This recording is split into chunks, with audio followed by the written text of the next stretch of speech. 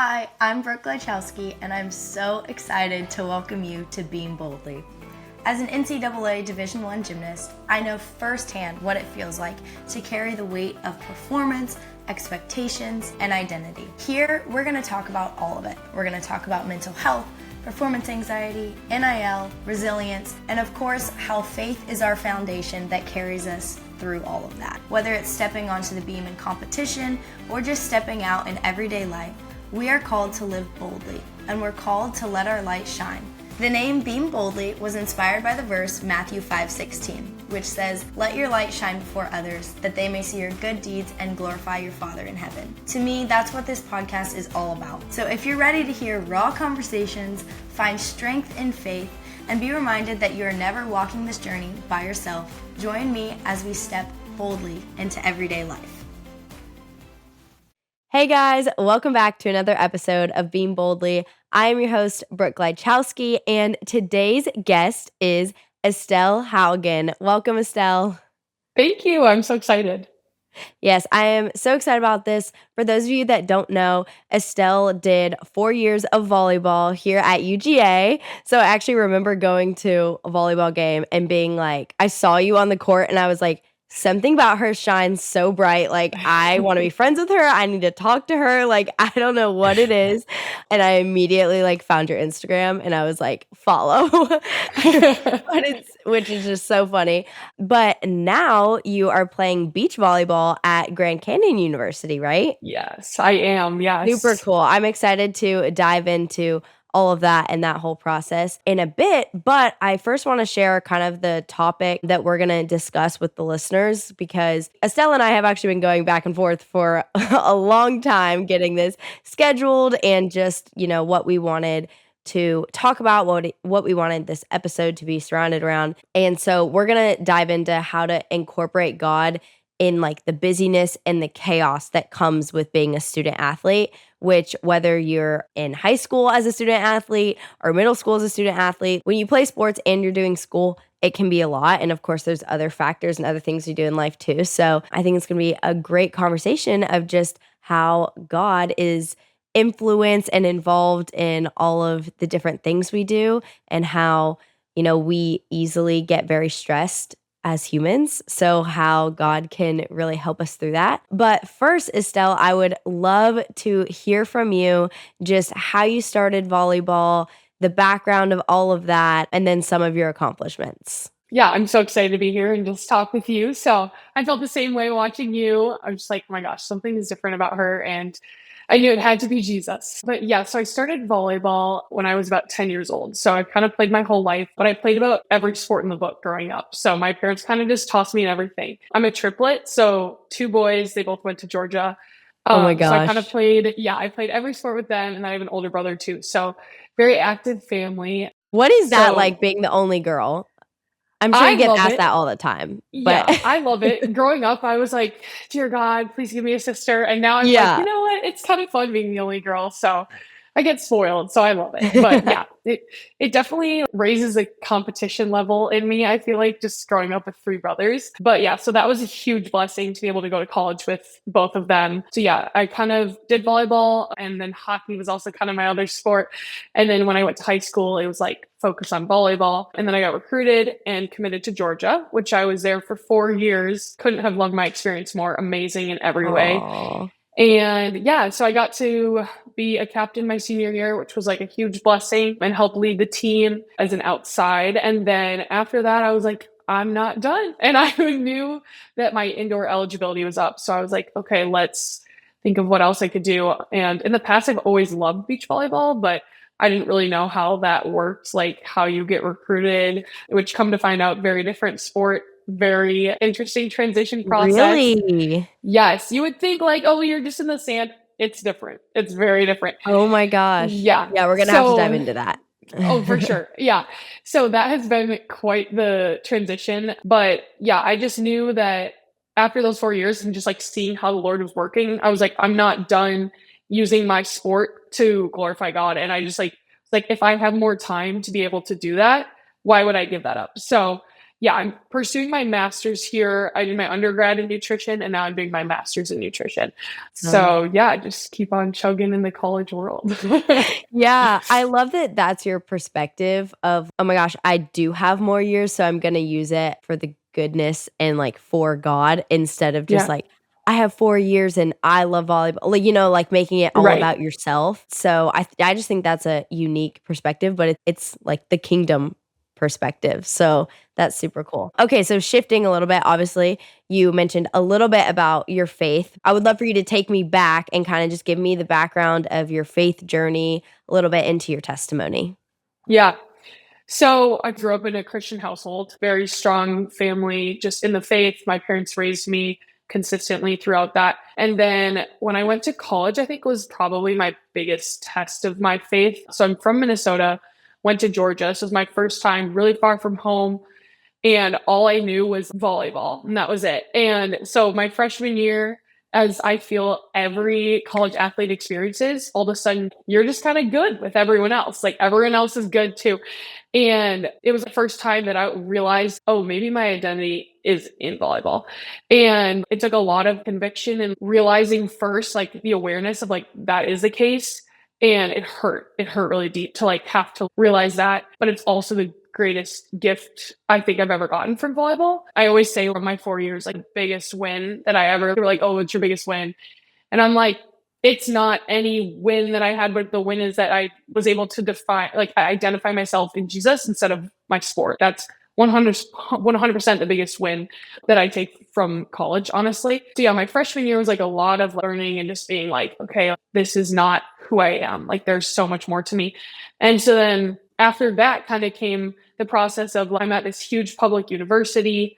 How do I find my people? How do I like pour it into and then also pour out to people? And so then I feel like through the last 3 years at Georgia was a lot of like refining and shaping me and being able to all of a sudden be bold in my faith. I think it came at kind of like my sophomore, junior year. I was learning how to not be ashamed of the fact that I'm very passionate and that my life looks different. I think that's something with like going into the college athletic scene is like you are going to live a different life. And so I think over time I was like, wait, this isn't something to be ashamed of. This is something to like be proud of and proclaim. And so, yeah, over time, there's a lot of learning through that. And I mean, still working on that, being bold, taking opportunities. But it really is true that your sport is like a battlefield and a mission field for the Lord. And so I think over time, that really shaped how I viewed college sports. But I would say very pivotal was like my freshman year realizing, like, oh, big wake up call. This is not my worth. And I remember my family was like huge pivotal people in that and directing me back to like what my identity is. But that's a little background on kind of big chapters, big milestones in my faith, Yeah. even though I always was guided in the faith growing up. Right, right. It's so funny how literally nobody talks about when you get to college and all of a sudden everyone around you is good and you're like, oh my Yes. gosh, I'm not special anymore.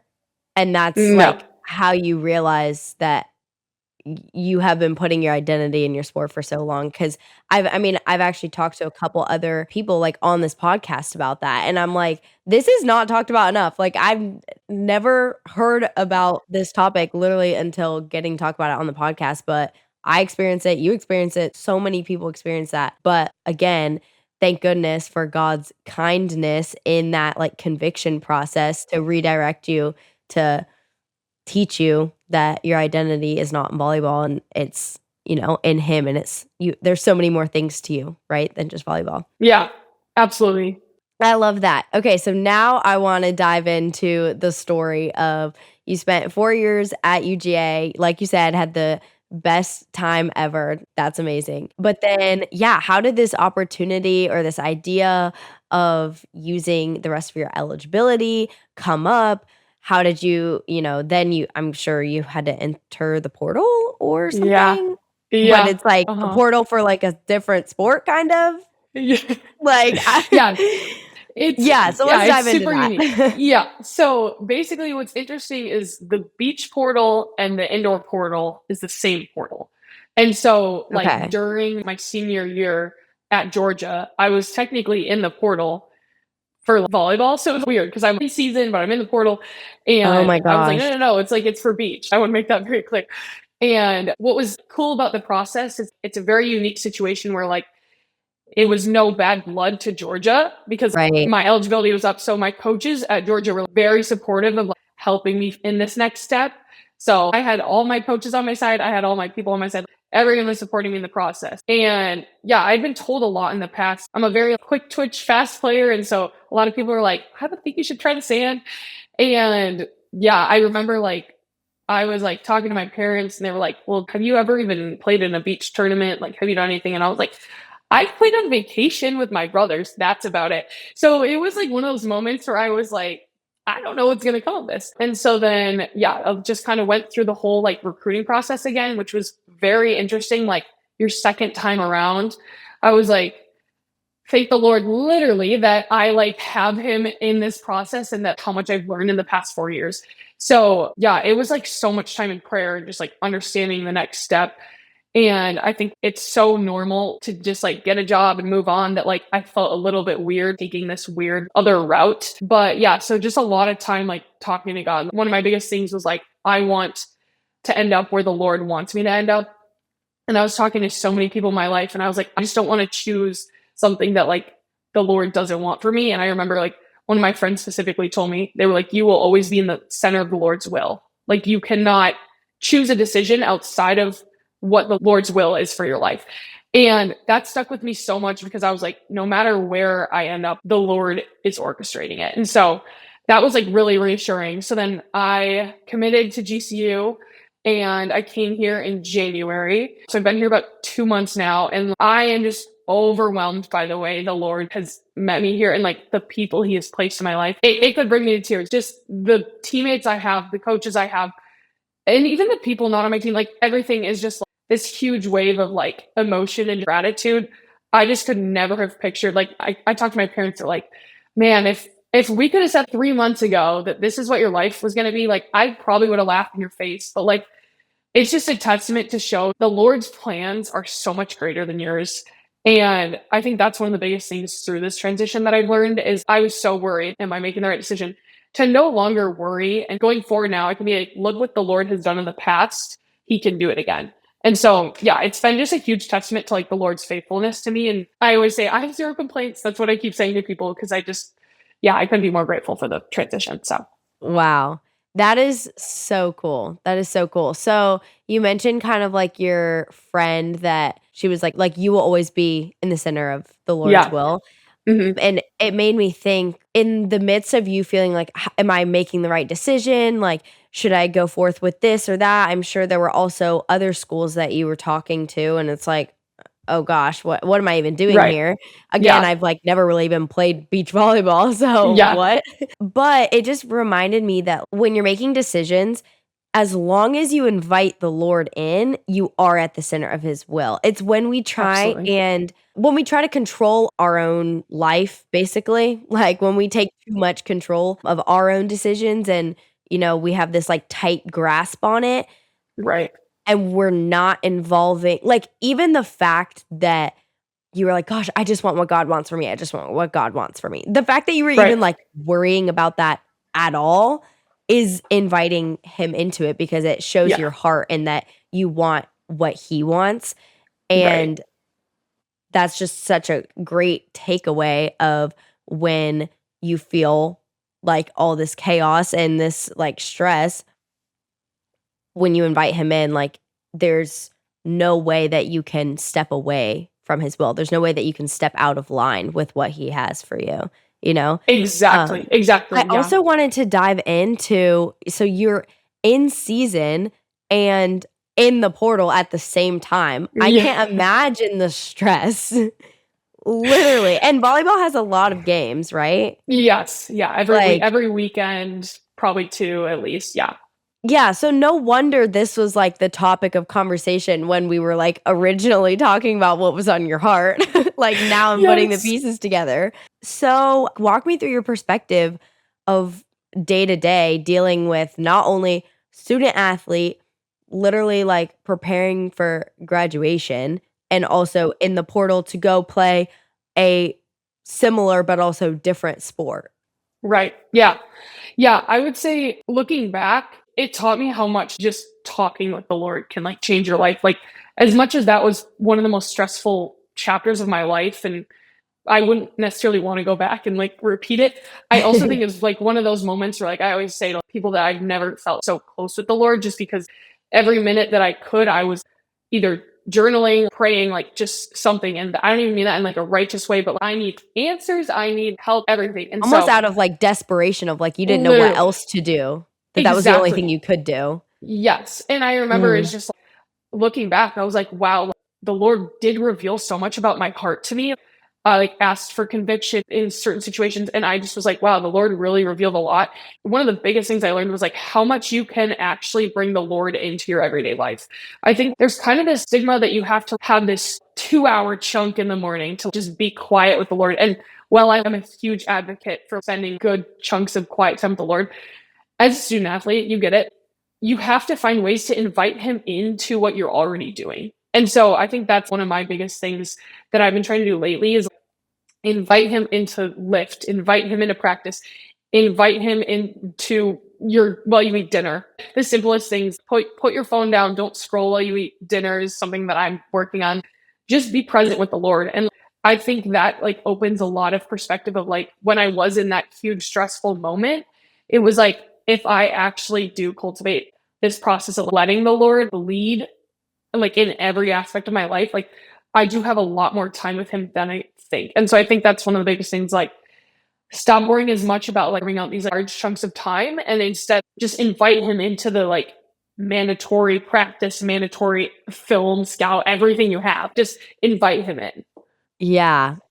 I love that, and I think that is so good. Of course, I relate to that. I think I've definitely talked on the podcast before about how I'm at the gym at 6:30 every single morning for treatment. Like, we practice in the morning, we have to get there an hour and a half before.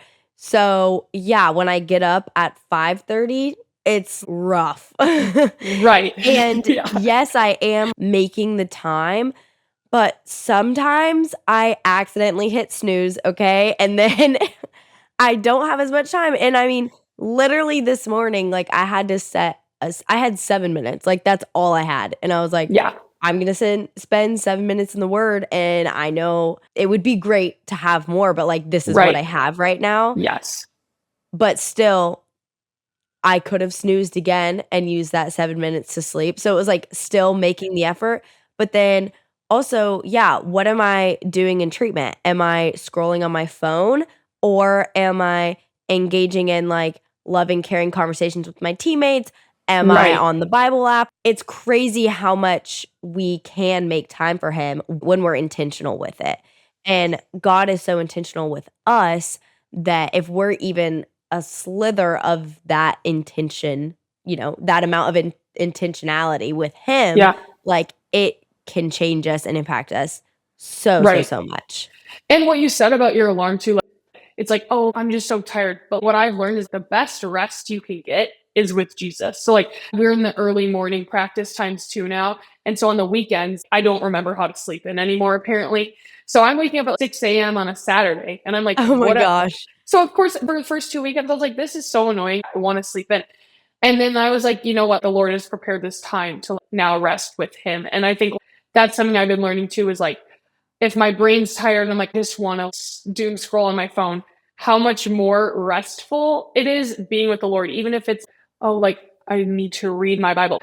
I am learning how much more that fills you up compared to what you think as rest may not actually. Right. So true. And a lot of those things that we think are rest are really just a bunch of distractions, right? Right. And I Yeah. know, like, for me, social media is like the easiest distraction. Right. But, like, I wish that my Absolutely. brain didn't crave it as much as it does, right? Yes. Me too. Right. But this segues into my next question of just talking about all the distractions of being a student athlete. What tends to be like the first part of your faith that kind of gets pushed to the side? Is it that quiet time? Is it your prayer life? Yeah, I would for sure say like my quiet time and prayer life. Like Mhm. you could have hit it on the head more. Something's always going on up here. I'm always thinking about something. And so I think prayer life is tough when you're so busy because while you're sitting there, you're also thinking about what's next? What do I have to do? And that quiet time does slip. And so I think it's like you said, you had 7 minutes the other day. I think it's important to not get caught up in what we see on social media of like, and then I spent the next 3 hours in solitude with Jesus. And that's beautiful. I'm not Right. mocking. That's Beautiful. amazing. Like, praise Yes. God if you can do Right. that. Right. But like you said, the Lord knows your heart. If you have 7 minutes genuinely, then he's going to use that and he can multiply that to feeling just as restful as 3 hours. And so I think for sure the first thing that slips for me is my quiet time. And especially as a student athlete, you have friends back home you want to call. I'm FaceTiming my friends, my family, all that. So I think that's definitely the first thing that goes for me. Yeah, I would say the same thing. And I'm sure that a lot of listeners feel that too, with just like a lot of people don't like reading, period. So it's already like feels like a burden, to open the Bible, even though Yeah. it's not. And I always find myself like once I open it, I'm like, oh, Yeah. this Like is so you're great. stuck. Yeah. But sometimes just opening it is so hard. But yeah, I hope that was encouraging to the person listening that's just like, oh, I struggle so much with that, or that's the first thing that falls off. So now I want to talk about how we get back on track after, you've had a crazy stressful week. You had like 4 games or something insane. How do we get back on track, get back into that routine? Yeah, I think it really starts with, well, I'm a type A person. This is easy for me, maybe not as much for someone else, but plan your day, even if it's just one day of the week. Be like, okay, these 30 minutes, I'm just gonna be back with the Lord, even if it has, like you said, been a weekend. And then honestly, just reminding yourself how much more restful that is than the alternatives. Like you said, TikTok, Instagram, all those are distractions, but in the moment, it feels like rest. And so I think that's one of the biggest things is like, have someone to hold you accountable, have a fellow believer who's like, hey, are you being intentional or are you finding other ways to cope with the busyness and chaos of life? Because I do think that's huge. I have people in my life who are constantly drawing me back to Jesus, Yeah. constantly, whether it be their actions, what they say to me. And I think that's one of the biggest things. But then just being a little bit more like intentional, like, okay, today we're getting back on track. The Lord says, come as you are. So come as you are, spend that time with him and just give yourself grace with it. The Lord is giving you grace. So give yourself grace with it and be okay with starting 2 minutes in prayer and then bumping it up to 5. Like you don't need to go for the extreme right away, but just slowly finding that rhythm. Yeah, I love that. And also, like, as you draw near to the Lord, he draws near to you. So you will feel Yes. that like immediately. I want to talk a little bit about the people that you said are surrounding you and that support you. Will you just tell me who those people are Yeah, absolutely. and about them, whatever you want to say about them? Yeah. That's one of like the biggest blessings of my transition right now is I have so many people and luckily on my team too, specifically that are just pouring into me constantly and honestly really pushing me in my faith. I feel like I haven't been able to get complacent recently because I see all these other people around me like chasing after the Lord. And it's just like, oh, I gotta catch up. I want to run with you. And it's just the way that fellow believers can revive your soul, even doing the most mundane thing. I'll show up to a Friday lift after having a full week of practice and lifts. And I remember like the first couple of weeks, I was like, why do I not feel tired? Like, I do not feel tired.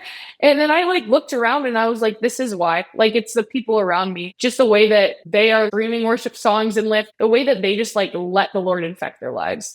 So that's like more in like my home base here. But then like, I'm like a huge long distance best friend type of person. So like, I got my people in Minnesota. I have my people in Georgia. And again, just like constantly pouring into me, whether it's just a FaceTime call, all of a sudden, like an hour later, I'm like, wow, that like the Lord is so good. And even my mom and dad, my mom and I do a over the FaceTime Bible study. But yeah, honestly, just being around believers fills you up so much to the point where like, you just have to overflow that joy. And I think that's something that I've been experiencing so much recently. I love that. So, what would you say to someone who's like, okay, I hear you and I want to be surrounded by those people, but I don't know where to go or how to start? Yeah, for sure. Immediately when you ask that question, I think of my freshman year, just because like I was like new. I had my brother, which was wonderful. But besides that, I'd always gone to like private Christian schools, so I always had like just It surrounded was like built believers. in. Yeah, Yeah. just built in. And then all of a sudden, I was at Georgia, which by no means is there a lack of believers, but you're no longer just have this built-in group. And so I remember the first thing I would recommend is get plugged in at a church. Get plugged in. And it's huge to find one that you can stick at and then get in a small group with. I always joke my brothers made a lot of friends for me because I was student athlete. So I kind of hopped along with them and just joined their friends. But yeah, I think the biggest thing is like, get in the church, get with believers. I know going to college, there's a lot of people end up just watching online their home church, which like I for sure did too. But getting yourself up and getting dressed and then like being in communion is something that I think the Lord wants so much for us. And so I would say that's one of the biggest things. And then just put yourself out there. Like I remember my first 2 weeks here, I was like, social batteries at an all-time low because you don't have the people that you just are comfortable around. But You're like like it working takes to make those relationships, working to yes. have conversations still. Literally. And I was like, I know I just exactly what you wanted mean. to, yes. And I'm like, I just want to be comfortable. I missed my people. And if the biggest encouragement I can give with that is it takes time and the Lord is going to build those friendships over time. But also something that I've been so aware of lately is like when the Lord is at the center of friendship, that friendship can deepen and grow really quickly. And that's something I experienced here is I like look back and I was like, I've been here for 3 weeks and I am authentically myself and I am comfortable around these girls. And so I think that's something too is when the Lord's at That's the such center a of a friendship, blessing. That's such a yes, blessing. it grows. So once you find those people, give it a matter of time. But I think like, getting in the church, getting in a small group, I know it's tough as an athlete. It's like 7 p.m. and you're like, I don't want to go. I want to just go to bed. But like we talked about in the past, rest may not look the same as what your brain thinks it is. Like rest may be going to that worship night and getting home and going to bed a little later. It might not be watching a movie or scrolling on your phone for 2 hours before bed. So Right. Right. I also feel like it's really hard for student athletes sometimes to make friends outside of their sport. Like that is really, really hard. Just because, like you were saying, like you have to put yourself out there. Sometimes you have to go to places alone. Now, of course, it's incredible. It's such a blessing when there's believers on your team, right? Side by side next to you every single day. I'm not discounting that at all, but there's also, like, a time where you do have to kinda, like, put yourself out there and search for those things outside of just the people that are on your team. So, I just hope that someone finds some encouragement there today to, like, step out in faith in that way because, yes, while you're with everyone who's on your team every single day, and that's so great, if you don't have someone else that's pushing you, then you're not gonna be able to pull those people that are on your team to Jesus also because no one, is, like, pouring into you. If you don't have someone pouring into yes, you, you can't pour into others. And so, absolutely. I know that I mean, our team, we have incredible believers and they push me all the time and I love having teammates that are believers, but I also have a community that is not on the gymnastics team and that community has also been so good for me and like the Lord's faithfulness has shown through that too. Yes. So there's something significant in that, but being an athlete it's so hard to like go do something and not be known as I'm doing this because I'm an athlete or I'm doing this with Yeah. my team, Yes. Yeah. especially freshman year. Especially freshman year. Especially. Yes. Something with that, like what you touched on at Georgia, I had some amazing believers on my team and some not. And like you said, in a moment, I think it was discouraging just because I wanted to have everyone experience the joy of Jesus. Like that's really as simple as it comes down to. It's not about forcing religion on people. It's about a true relationship with Jesus. And I think in the moment I was so bummed about it. And now looking back, it was one of the greatest moments for like the Lord to be like, okay, if you really believe in me and you really want to be bold for me, here's a group of people who don't know me. Show who I am through what you do. And I think, especially in college athletics, you get a lot of opportunities to respond in a way that Jesus would instead of what the world would do. I by So true. no means, yeah, I by no means had like this wonderful, like no problem experience at either schools, but I mean, I can speak more to Georgia just because it was 4 years of my experience. I can name the lowest lows and the highest highs and everything in between.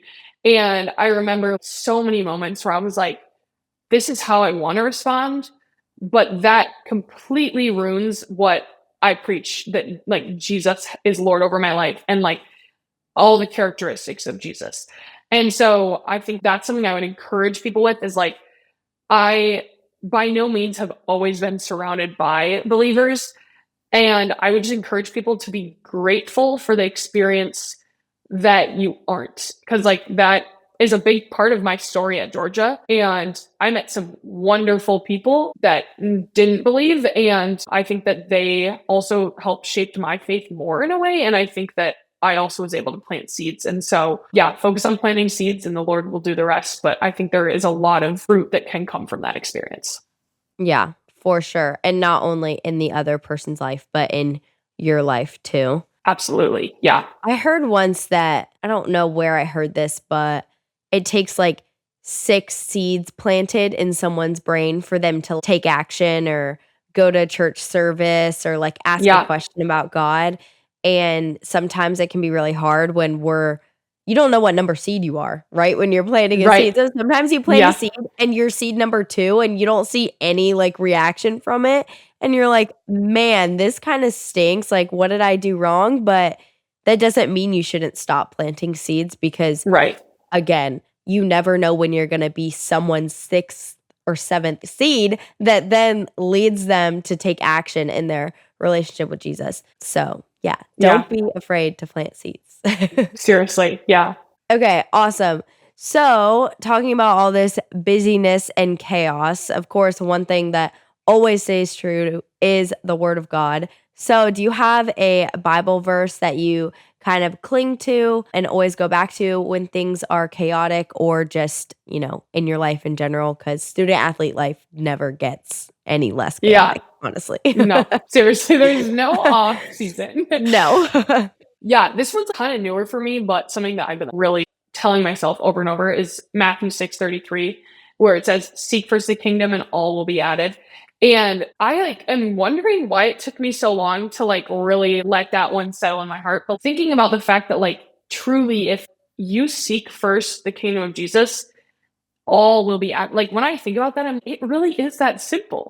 If I seek Jesus, he will provide everything else. So I think in sports that's really encouraging. If I seek him first in my sport, he will provide what he wants to provide. And the misconception, that doesn't mean he's going to provide me with all these accomplishments and accolades.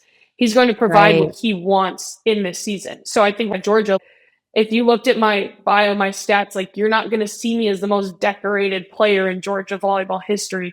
But like the Lord provided exactly what he needed to provide for me in that time. And so I think that verse is something I'm just clinging really tightly to. It doesn't say seek first the greatest success in your sport. It doesn't even say seek first the greatest friendships. It could be good things. It can be great Right. things. But like, if that takes priority over seeking first the kingdom, I think that can be a really slippery slope to like false idols. And so that has been every day. I'm like, okay, seek first kingdom. And something I've just been really clinging to. Yeah. I love that. I love that verse. We literally have it written on our whiteboard out in our kitchen, I love it. in our living room. I love that verse. And it also just goes back to the beginning of our conversation, talking about inviting him into every little thing that you do in every part of your life. Because if you are seeking first the kingdom, if you're looking for Jesus, looking for the blessings that God has provided around you, one, the world looks a whole lot brighter. Yeah. The world looks a whole lot better, but A whole 2, lot like more. Yeah. but 2, like, all of these things will be added to you, and again, I love how you said you don't necessarily know what that looks like because in our human brains, it's like, "Oh, if I look towards Jesus, then I'm gonna become, NCAA national champion, or I'm gonna be in lineup or, you know, Yes. be a starter for every single game," and even though our human brains think that, that's not always what that means for the Lord, and Right. I mean, you might just be there planting seeds like 24/7.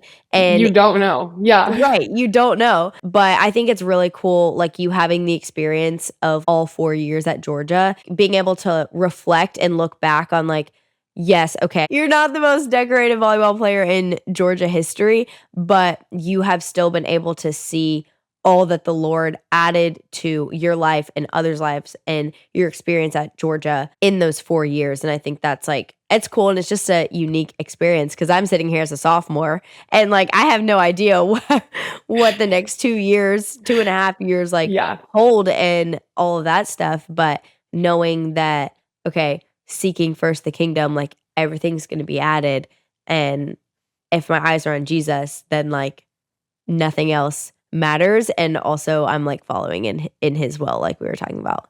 Right. And a lot can change in 2 years too. Like, So true. Awesome. Okay, Estelle, this has been an amazing conversation. I've enjoyed this literally so much. So to wrap up, I have our final question, which is what is your one piece of advice to a younger athlete who's trying to navigate how their sport and their faith intersect? yeah, that's the $1,000,000 question. Yeah, I think 2 things. I think first, just like the theme of what we've been talking about, let the Lord infect your athletic experience. Like truly, every point, every rep, glorify the Lord with what you're doing. And then I think there's this message that it's like okay, one time I'm going to realize that my identity isn't in my sport, and then I'm just good from there on out. I think it's a constant intentional effort. To this day, there's days where I'm like, ooh, whoa, SD, like, what are we doing there? And so I think like that's one of the biggest messages I would give is be consistent every day with dying to yourself, dying to your flesh in the sense of like letting your sport take your worth, take your identity. It's not going to be like one day you wake up and you're like, you know what? It's never going to happen again. Like it's going to happen again, Right. especially at the college level. And so give yourself grace with it, but also don't slip away from being intentional about that. Just because I remember my freshman year, I was like, oh, well, now I have it figured out. So clearly I'm fine now. No, like it's going to come up. The devil wants to come and tell you lies and feed into the experience that you are living every day. And so just being intentional every day with letting the Lord take back your identity, even when our sport does take up 80-90% of our day. So Right. No, that's so true. And it's a constant refining kind of. yes. And Yes. you're right. Like the enemy, honestly, when we are constantly refining and constantly seeking first the kingdom, like the enemy gets angry because he's like, wait, I'm losing that soul, right? Yes. So that's so true to just remind people like it doesn't just get easier. It doesn't just snap and like, woohoo, I'm good. It's a constant refining, but like being intentional with that can literally move mountains. Yeah, literally. As always, thank you guys so much for listening to this episode of Being Boldly. Don't forget to subscribe and follow so that you can continue on this journey with me. Bye, you guys.